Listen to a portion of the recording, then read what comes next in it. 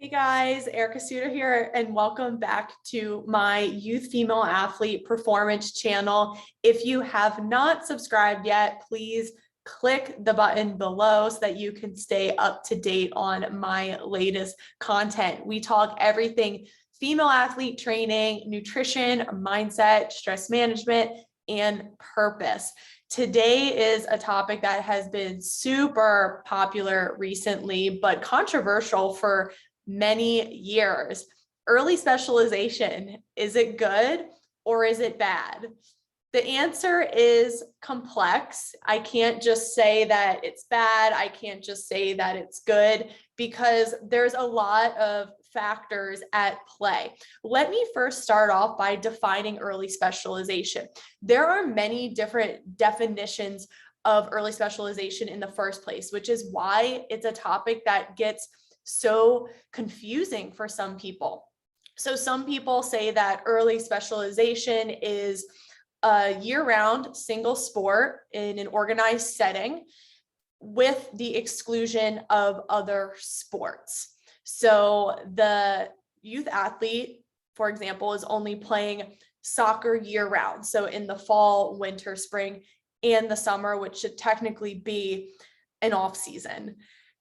Other people say that early specialization is doing a year-round sport, but while also working in the gym and still getting that movement variety and working on strengthening other muscle groups that they're not necessarily getting in their primary sport. And a lot of these people who have this school of thought say that resistance training is enough to count as a second sport. Now, while I love resistance training and every youth athlete should be doing it, it should be a non-negotiable part of their routine so that they're building robust, healthy bodies so that they can withstand injury, but also improve things like speed and agility and deceleration. Nothing can replace sampling a variety of sports, especially ages 6 to 12, when not only their bodies are so malleable, but so are their brains. And that is the time frame when we want to expose kids to as many new environments as possible. Now, the problem with early specialization, and I'm going to actually link a ton of literature in the captions so that you guys can dive in, because not a lot of people have actually read the science. So a lot of the literature says that early specialization becomes a problem because it gets kids into overuse injuries because they're using the same muscle groups over and over and over again. So I'm always going to come back to the soccer example because that's my wheelhouse. But soccer, for example, is a sport that is very front of the body dominant. So a lot of hip flexor, quad use, and not a whole lot of posterior chain work in the hamstrings and glutes. And we all know that those are the muscle groups that safeguard the knee from ACL injury. And they're also the muscle groups that make youth athletes faster.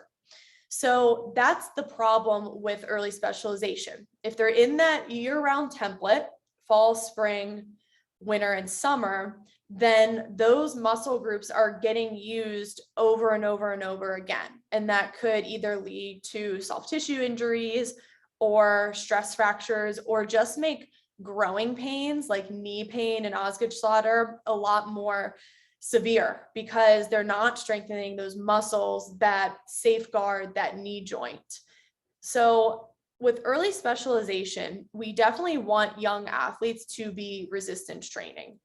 So it can count as a second sport, but we also have to keep in mind the benefits of cognitive training. So being able to react to new stimuli, and the weight room doesn't necessarily provide that. It doesn't provide that spontaneity or those other athletic qualities that make kids tactically better, like their ability to scan, their spatial awareness, and just their overall agility. So we want to make sure that they are sampling other sports, even a soccer player that is sampling softball or volleyball or a sport where you're using your hands. That is excellent for them to not only develop their upper body strength, their core power, their ability to rotate and react and change direction, but it's also developing their ability to keep their head up more. And we all know you soccer players, when they're starting out, ages 6 to 12, a lot of them are so focused on the ball and so focused on the ground. Whereas if they would play a sport like volleyball or basketball, it forces them to pick their head up. Now, where sampling gets dangerous is if two very similar sports are done in the same season. This is where we have to manage it a lot better. I have seen many cases where kids are jumping from soccer to lacrosse practice, and they're doing that Monday through Friday, and they have no day off, they're overscheduled, they're exhausted, they're stressed out, and then on top of that, they have school. That's not the time to do two things in the same season if it's a grind like that every single day, especially if those sports are very similar, like soccer and lacrosse, both anteriorly dominant sports, and a lot of focus on quads and hip flexors and a lot of high speed running and impact. So we want to make sure the sports, if they are done in the same season, they're totally different. So I would be okay if a kid did soccer with golf, or soccer with maybe snowboarding. That's fine. Or maybe the second sport is more recreational. That's also a great option as well. It's going to hurt the kid mentally and physically if they're on two travel sports in the same season that are very similar sports, and the coaches aren't lenient with taking time off to regroup. They should have at least 1 or 2 days to just chill out and be kids. So keep that in mind. And then as far as the resistance training, this early specializers definitely have to be doing it. If kids are playing a single sport year round, they still have to have an off season. And I recommend a 3-month off season at least. Ideally 3 to 5 months is a good time frame where they can go sample something else.